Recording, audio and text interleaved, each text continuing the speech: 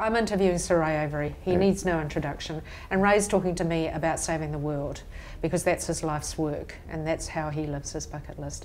Tell me about this rocket fuel protein that you're working on. Well, we've developed a nutritional product for treatment of protein energy malnutrition in developing countries, but it can also be sold as a product for sports athletes, make them run further than they thought they could run. So it's a pre-digested protein. We take waste streams from the New Zealand meat industry, digest those with waste streams from kiwi fruit, which has got a very potent protease enzyme in it, and we can actually make this product, which is pre-digested protein, goes straight across your gut into muscle tissue. And so for kids in Africa, it's like rocket fuel. So we can save, we think over the next decade, by rolling this out globally, we can impact positively on about 500 million children in sub-Saharan Africa. So that's what happens as you start this journey to live your bucket list. When you start out, my bucket list was when I was 14 years old. My first bucket list was when I wanted to own my own bicycle shop, because I was living under a railway bridge, run away from the orphanage, was getting bicycles from the tip and refurbishing them and selling them or licensing to my school chums. And so my dream at that stage was to own my own bicycle shop.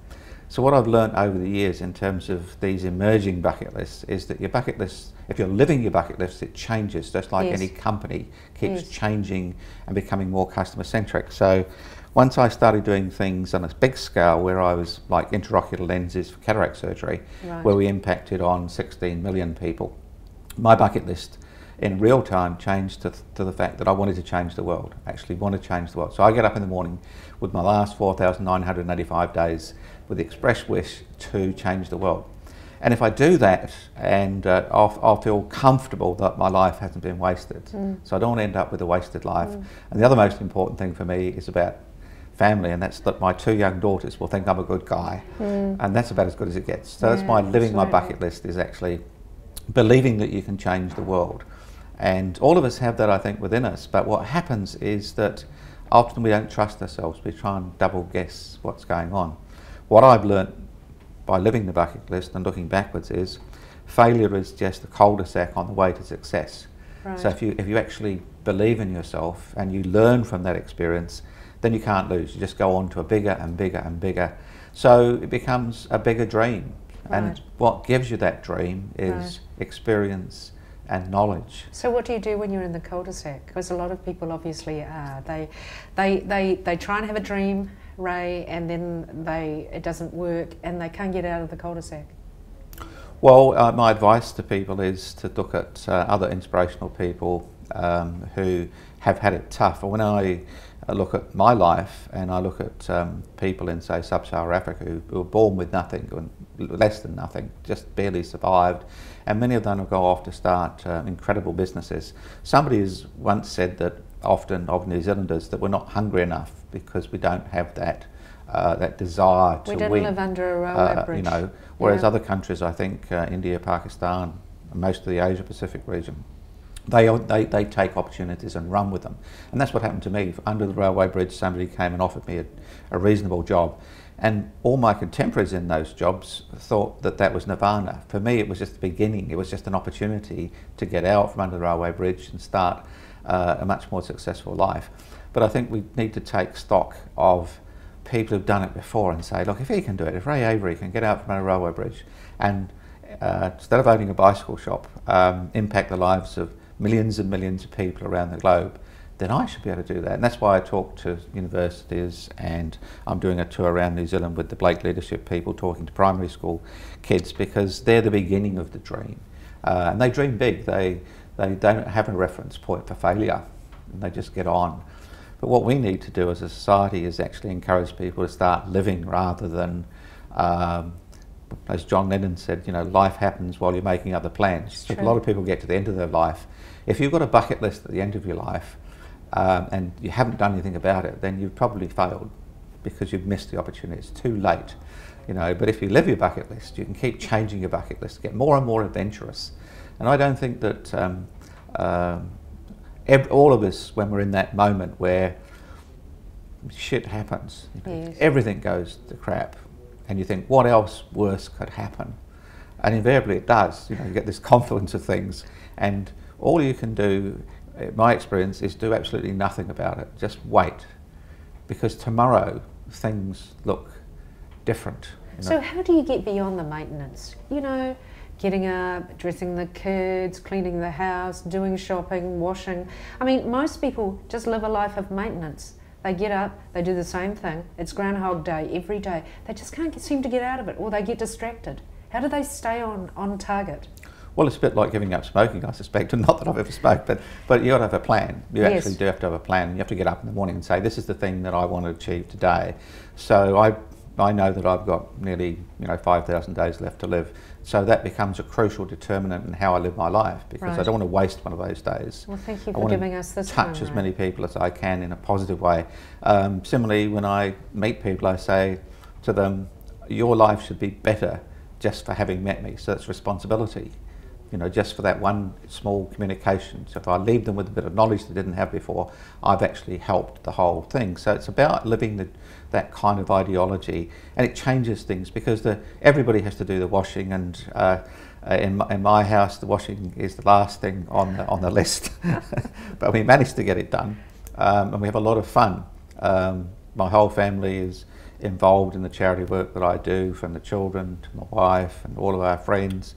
So it becomes part of your life. I think what happens to people is, firstly, if you don't have a dream, then the mundaneness of life becomes your life, and then you look forward to your holiday. And once you come off holiday, you come back off your holiday and you don't like your job, because you didn't like your job before you went, and the holidays just reflected the fact that you don't like your job. What you need to do is to change that. Just say, what do I really want to do? What do I want to do with my life? Do something you love. Right. If you find something that you love to do, and then make sure that you attenuate that, and that becomes your life's dream. What I can tell you is, once you start that journey and you start that regime, what will happen is that you will learn from that process, and you'll become more successful in the next endeavour, and the next endeavour, and the next endeavour. So you don't get to be super successful, I don't think. It's like the overnight success story for most rock and roll stars. They say, I'm an overnight success, but it took 20 years. So that's what you have to do. You have to be tenacious. Never give in. There's been times in Africa when we've had MiGs come over and bomb our factory warehouse, and we lost everything, and we had to start again. And it's hard to look at the smouldering wreckage of a year's work and then think, well, I've got to get on with it. I've always had this wonderful thing about do nothing. Usually drink half a bottle of whiskey helps, and then but it changes things. It's not a silly thing, because alcohol slows things down and makes things don't seem so bad, just for enough passage of time for you to gather your thoughts and think. And it's that first part of picking up that shovel and getting rid of all the burnt debris and saying, all right, we're now further ahead than we were a minute ago, because we're starting to clean things up, and we will get to where we were before. And in fact, you often become much more adroit and better than you were before that diaspora, before that thing happened, because you learn from it and you do more risk mitigation. What happens, I think, in the end, though, is that you get fearless. Right. You're without fear, in general, and that was true until I was in the Canterbury earthquake, and the road was going up and down like a ripple, and I'd just been lecturing to some clinicians about, with my life being so dramatic and being war-torn areas, that I wasn't really frightened of anything. But when the road was going up and down, I looked up and I said, okay, God, I've got it. Because I did for that one moment, Phil, because everything was outside my control. Understood. And that's the thing, that's an important metaphor, because when mostly you do have control of your life. You may not think you have, you may think it's a bit like Michael Hill. He changed his life when his house burnt down. Yes. He put so much energy into building this wonderful house that was a metaphor for his ideology at that particular time, and then he came home and the whole house had been burnt down. So then he wrote his bucket list, his living bucket list, and he wrote 10 items that he wanted to achieve, and set about doing that. And indeed, sometimes, whether it be a marriage, and sometimes whether it be just a lifestyle, the house and the chattels around your house become your life. Right.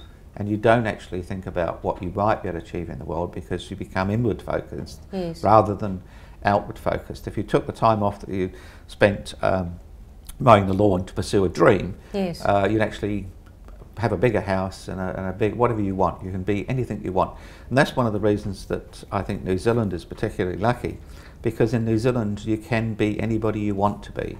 There's no glass ceiling to stop you. So when you look at people who do achieve something significant and those who don't, what's the key difference? Oh, it's daring to dream, you know, simply daring to dream. You have to, when I was living under a railway bridge, I was very limited by my dreams because my knowledge was very limited. But when you start to dream, you gain knowledge. Yes. And if you've got good observation skills and put that knowledge and observation together, you see opportunities that everybody else misses. And that's how you become a game changer. That's how you can see the world differently through a different lens. Yes. And so for me, the world is a great opportunity, and so many things come across my desk. It's not a question of what shall I, have I got an idea, but it's what idea I should pursue, because there's so many ideas that come out of my head every day. Yes. What I have to do is prioritise them with my 5,000 days and say, what's going to give me the biggest bang for my buck in terms of fixing global health care? Yes. And that's what I do. So we've got low cost infant incubators, we've got nutritional products, we've got intravenous infusion devices, we've got products that we're developing for St John and Plunkett, which are around healthcare monitoring from basically the cradle to the grave. So there's a lot going on. But the other thing to understand is you can't do it on your own. No. You've got to enlist the help of many, many people. A leader who doesn't have charisma and doesn't convey their messages well to the people that follow them becomes a recluse. Yes. So you've got to draw people around you and say, yes, I can do this. So you don't have to do it on your own. What you have to do is make a list of what you're good at. So why don't people think about the mortality of their lives? Why don't they say, I've got 5,000 days left, 10,000 days? Let's stop messing around. Well, I think to some degree when I tell people about that, and I tell everybody I meet, that's my gift, as I say to them, you know, I've got nearly 5,000 days left to live and counting down. You go away and do the maths, because if you do, and you have a plan for what you're going to do with the remainder of your life, you'll be further ahead than any of your contemporaries who are just bumbling through life and don't think about it. Right. The response I get often is, that's a bit maudlin. I don't want to think about it because I'd rather kind of, and I don't think about it in a maudlin way at all. I think it's a great opportunity because it's driving me to use my life. It's driving me to get up and be dangerous. Yes. And you know, and I think in the last decade of my life I'm going to get really dangerous. Oh, I think so too. Because I've got no reference point, nothing to lose. No, you know. understood. So it's an exciting thing rather. I think that we need to actually put that as a basic curriculum in schools and say, you need to plan your life. Yes. You know, in business, if you were starting a business, you think about the exit strategy, how you're going to sell or license the technology you've invented. We do nothing of that in our everyday life. Yes. You should, because it's as big a deal as a business venture. That's right. So I'd encourage everybody to do that calculation and then make a list of a living bucket list of what you want to achieve in those remaining days. Yes. So if you want to be sailing around the south of France when you're 55, you need to plan for it now. Yes. And you can. There's nothing worse than a life that has been unfulfilled, or worse, the way that I see it, because I see so many kids in developing countries who don't get a shot at life, and so many people in the first world who waste their life, that you're actually wasting more than just your life, because you had an opportunity to be a game changer. Some of those kids in developing country never get a shot at it. They just simply won't get a shot. I understand. But in New Zealand, we're so lucky, we're blessed with opportunities. Anybody under the age of 35 who really concentrated and was really motivated could be Prime Minister. If they decided that's what they wanted to be. So living your bucket list is about valuing your life and understanding that it's limited, so you need to get on with it and maximise it. Yeah, your life is the most precious collateral you've got. And if you don't believe that, the first thing that happens when your kids get sick or you get sick is everything else changes. It does. The house, the washing up, the lawns, or so on. So think about it like that, that you've got this precious vessel. If you can use it when you're well and happy and healthy to do things that are good for our planet and our people, trust me, you'll feel much better about yourself, and you'll end up quite possibly, like I did, changing the world. Ah, wonderful. Thank you so much, Sir Ray.